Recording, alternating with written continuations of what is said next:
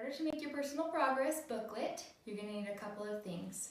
First, you're going to need 2 pieces of fabric. They are measured 13 inches by 17.5 inches. One is going to be the inner lining and the other is going to be the outer. So you can either choose 2 of the same fabric like I've done, or you can choose a plain fabric to go on the inside. You're also going to need a piece of ribbon. It needs to be 30 inches long. You'll need a sewing machine. You will need 2 versions of a ruler, whatever you have around the house. Fabric scissors or any scissors to cut the thread. You'll need your needles so that you can pin things, your little pins. You need a pencil, preferably one that's, this one is called a dressmaker pencil. It can be erased by ironing or washing it. If you don't have one of these, you can just use a regular pencil and erase the lines when you're done. This little nifty tool is to turn out the edges. So once you've made your thing, you're going to want to push this in and turn out the edges so that they're nice and pointy. If you don't have one of these, that's okay. You can use the end of your scissors or pencil or whatever. And the last thing is you will need an iron and an ironing board. There are a couple of tips that I want to share with you that you may or may not already know. The first is that if your fabric is crinkled when you originally start your project, go ahead and just run an iron over it, make sure that it's nice and flat. Second, usually with sewing projects, you're going to want to use what's called a 1/4 inch seam allowance. That means that your seam is going to be a 1/4 inch from the edge of your fabric. One way to assure this is when you are sewing your fabric,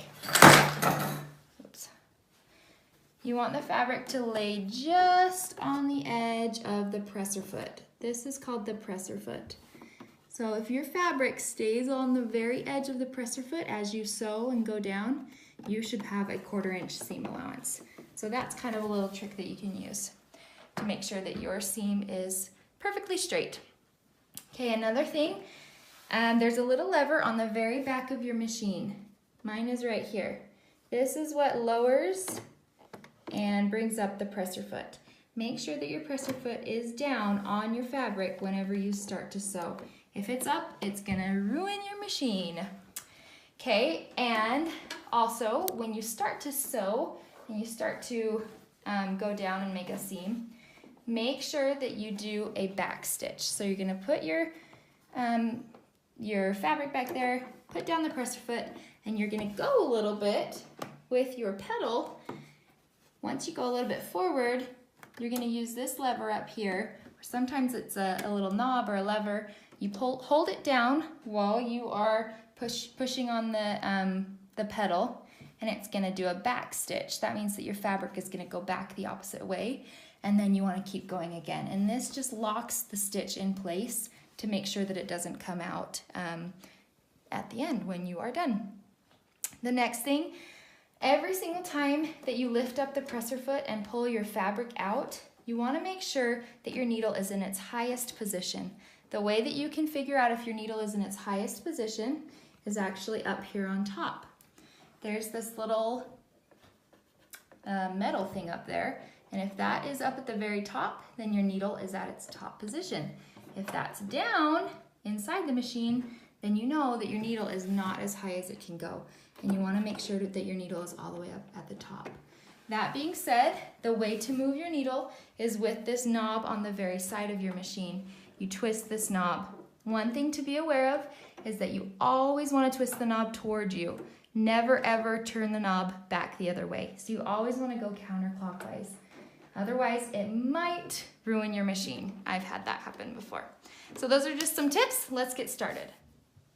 So the first thing you're going to want to do is take your 2 pieces of fabric and lay them right sides facing each other. So you're going to have them exactly even on each other.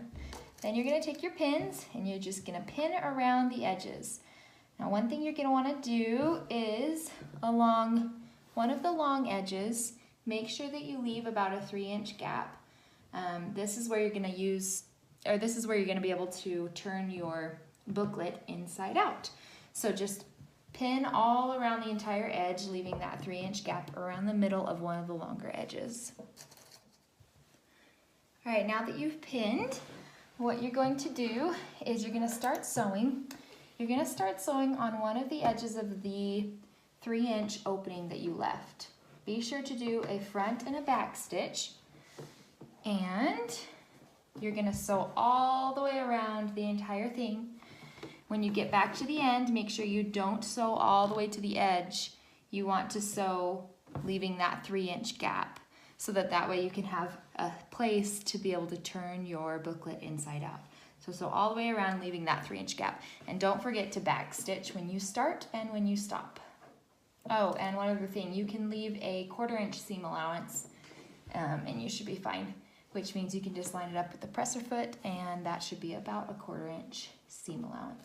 When you get to a corner, what you're gonna wanna do is, let me make sure you can see this. You wanna get your needle to be in the fabric about a 1/4 inch from the very end.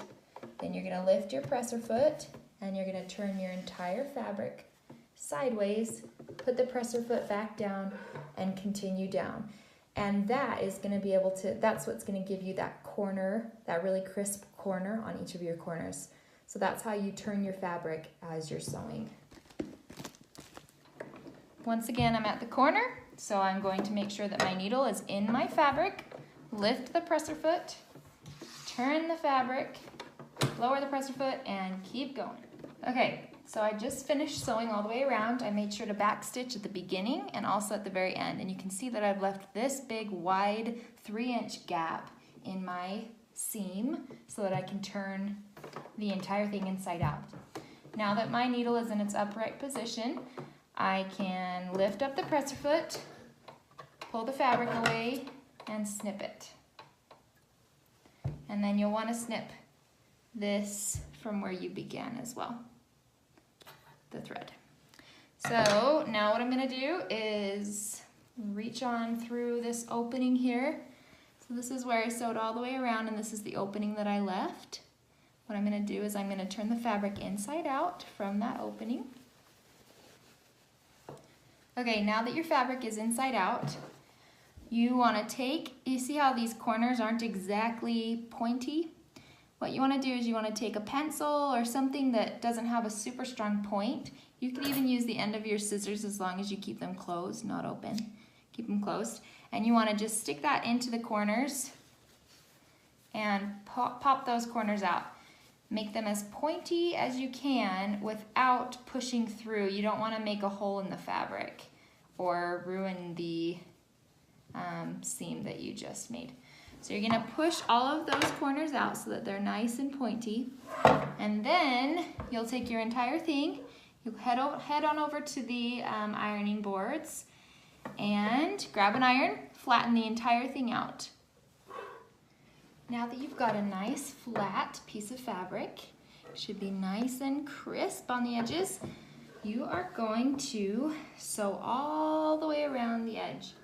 I'm going to cut your thread, and these little extra threads right here, be sure to cut those off so that they're not sticking out. So now that you have this beautiful piece of fabric, you're going to look at the back of the fabric.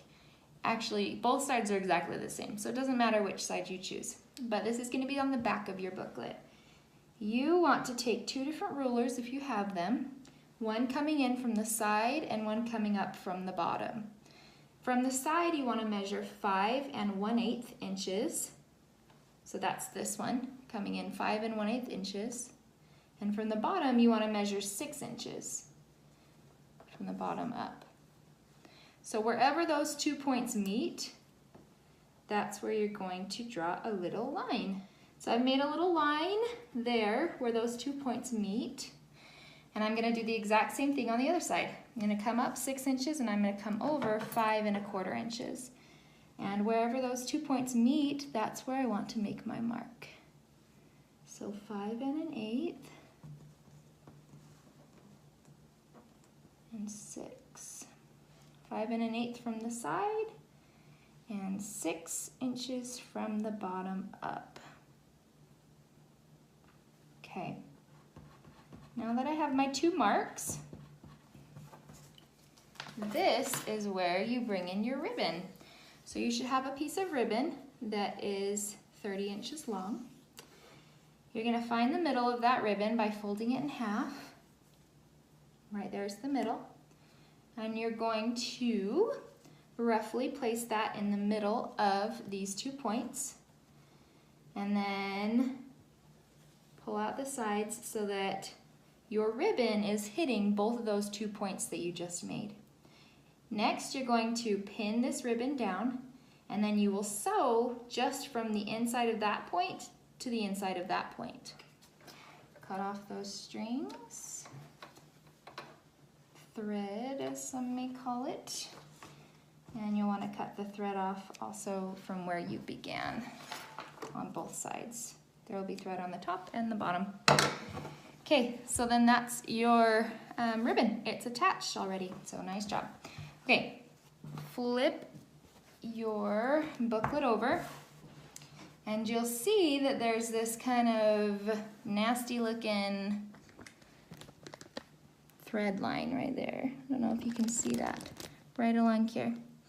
So we're gonna cover that up now by folding the bottom up. Make sure that you're working with the bottom and not the top. So the bottom should be 8 inches from your seam line down to the bottom. That should be about, well, 7 inches, I guess. And, oh no, 6. What did we decide? Sorry, that'll be 6. From that seam line down to the bottom should be 6 inches. So make sure you've got the bottom and not the top that you're working with. You're gonna fold that up and measure out. Make sure that you folded it up 4 inches. So I've got mine a little bit too high here. Here we go. So now I can see that from here to here is 4 inches. I folded it up 4 inches. So now that I have that folded up 4 inches, I'm gonna pin that into place. And you might wanna double check, make sure it's 4 inches over here too, just so that it's even across. So pin that into place. You just need a couple of pins, one on each side. And now go ahead and sew both of these edges, the very edges, so that it stays put. Sewn on. Okay, the next thing you're gonna do is, now that you've got your entire pocket filled, we want to make different sections of this pocket so that you have a place to put each of your books, and also a little pen holder. So the first section, we're going to come in from the left, from the very edge of your booklet, measure in 5 1/4 inches, and use your pencil and mark 5 1/4 inches near the top and also near the bottom. 5 1/4 inches. So now that you have both of those, make a straight line down from the one mark to the other. Okay, now that you've made your first line, you'll see there's a line right down. It is 5 1/4 inches from the edge. From that line, you're gonna go over 3/4 of an inch and draw another line. So you're gonna make a mark at the top, make a mark at the bottom, and draw a line to connect the dots.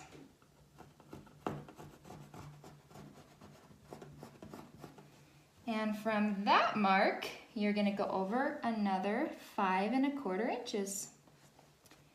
Make a mark at the top,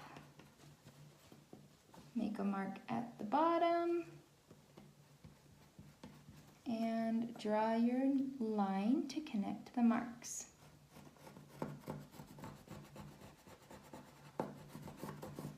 Should be a nice straight line. So now you should have 3 lines that you've drawn on your, just the pocket part. You're gonna sew just like we did on the edge. You're just gonna sew up right there to the edge of the pocket on each of those lines. And here's a tip. You might want to pin your ribbon to the back of your fabric out of the way, just so that you don't end up sewing it to the back like this, or it ends up getting caught in your machine. So pin that to the side and then sew on up these lines. Make Make sure your needle is in the highest position. Pull out your fabric, cut the threads. So once you've cut your threads off, pull out your pins that were holding your ribbon, and guess what? You are finished. You can go ahead and tuck your personal progress book in there. You can put your, for the strength of youth, you can put a little journal, or true to the faith. It also fits in these pockets. Whatever you'd like. And this little pocket that we made, I forgot to mention, this is a little pen pocket. The tiny little one that was 5/8 or 3/4 of an inch right here. So you can stick a little pen in there, and you are done. Fold it up, tie it together. Voila! Congratulations.